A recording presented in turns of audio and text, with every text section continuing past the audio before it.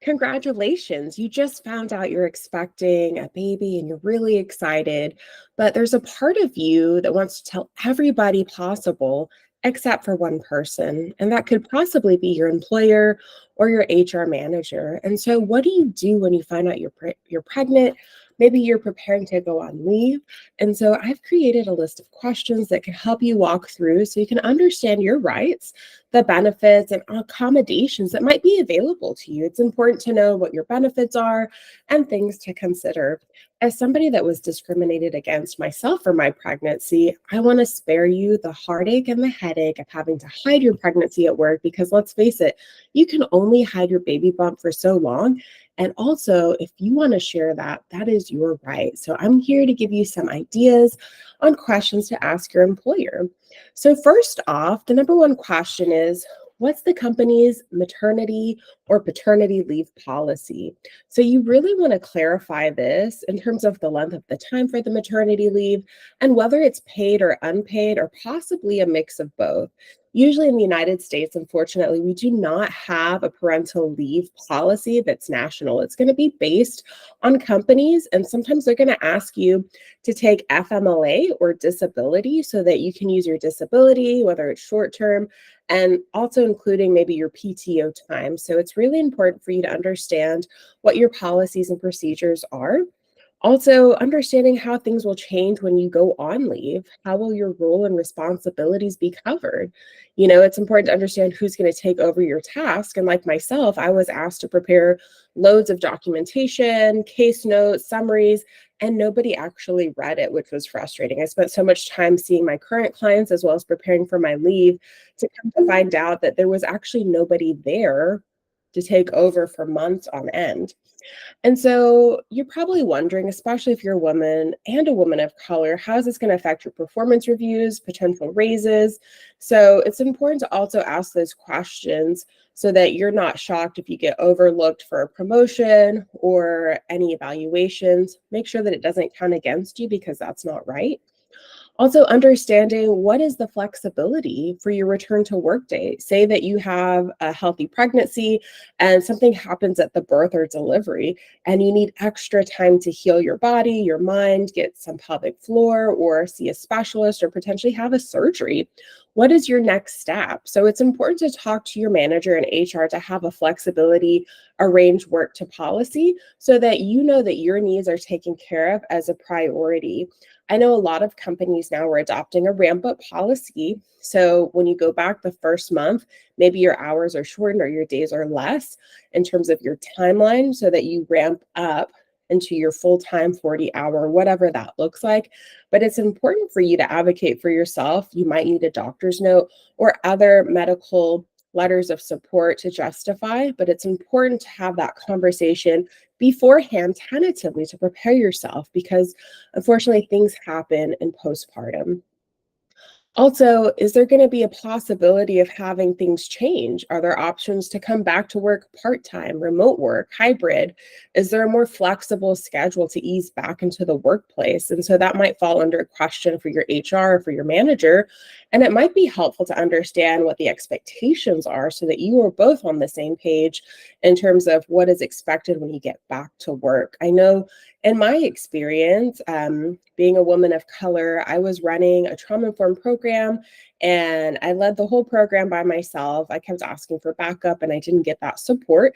So when it was time for me to leave, I was actually advised not to share about my pregnancy. So I remember it being in the middle of June and I had an office housed inside the school and it was a huge corner office. It was like maybe 3 or 4 times than your average classroom size. If I have pictures, I'll share that below. But it was a huge space. It had a play therapy room. It had an individual therapy section, an art room. It had tons of play therapy toys and then also a station for my desk. And so later on, the school needed that room.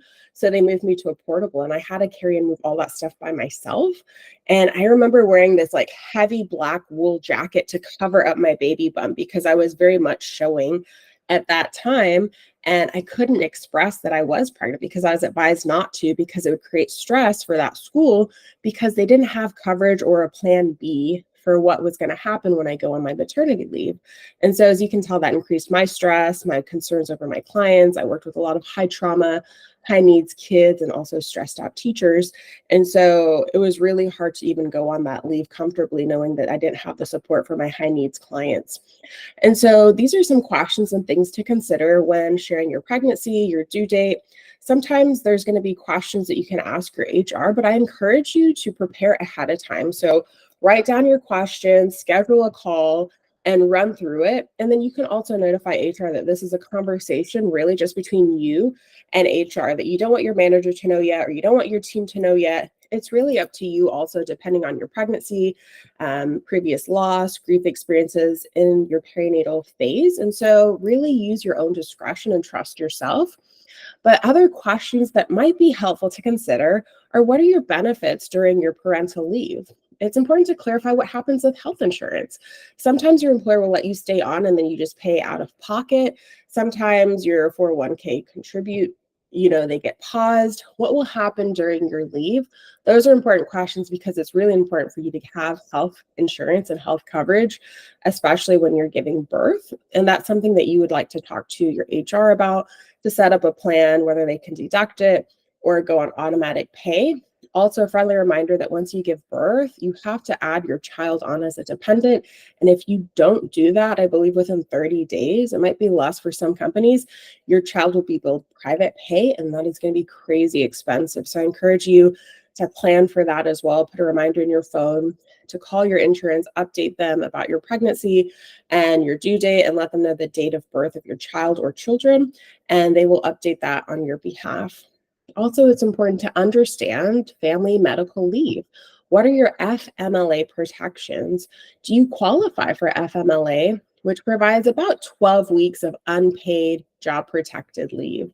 And so really what that means is they're going to hold your position or position that's very similar to that role you had. And the goal is that you're protected under this, legal law, that you go and have your child and then you return back. Unfortunately, it is unpaid. And sometimes your employer will honor that. It depends also how long you've been at the company. So if you just started, you might not be eligible. Some companies will let you become eligible within your first 90 days. Some will require you to be there for a whole year. And some companies are so great, they don't even care. So it's really a conversation to have.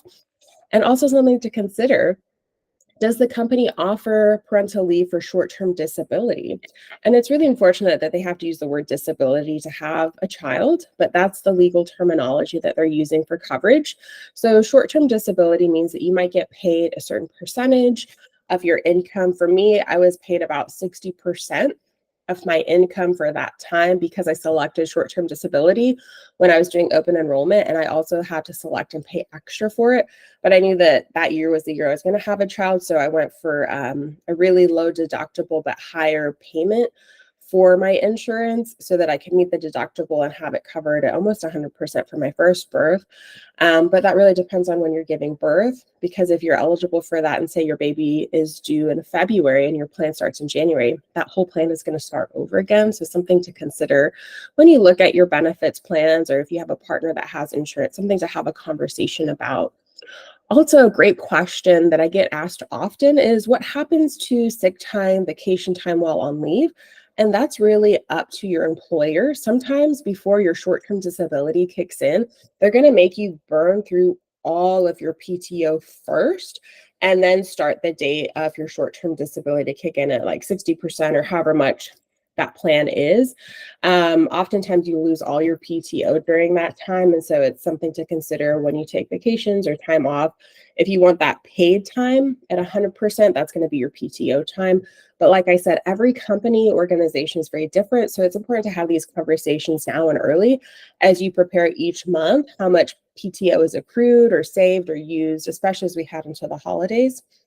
Also, what are the steps to apply for leave? It can be really confusing to start the paperwork, the process to get doctors to sign letters.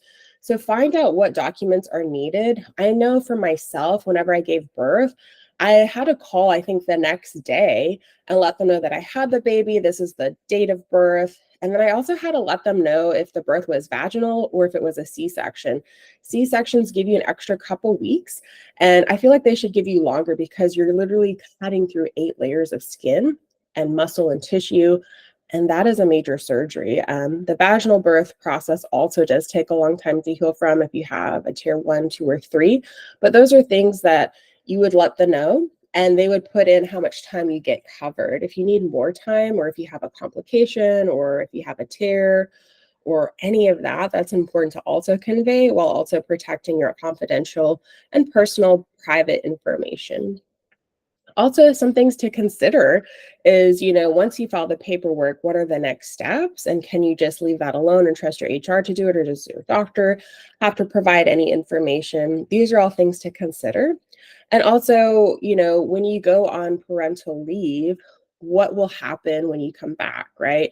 So, confirming about job security, having a conversation around if you're coming back full time or part time, all great things to consider.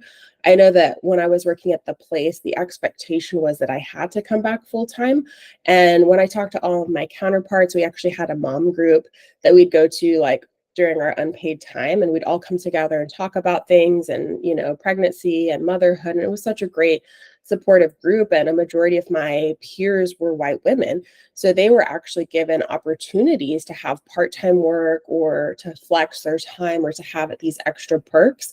And I was not given that same opportunity. And so when I say that racism and discrimination run through workplace policies, it's important to know your rights and to also be informed and educated so that you don't stress yourself out, that you don't complicate your own pregnancy from these things that unfortunately happen still today. And so I want you just to be informed and prepared.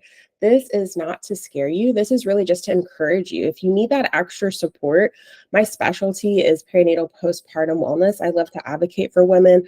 I love to support working moms as well as dads. And so it's really important to understand what your rights are and what your next steps are. I hope that this video helps you understand a little bit more about what to do. And the goal is just to inform you. My name is Shanazi Kone. I am a licensed professional therapist, speaker, consultant.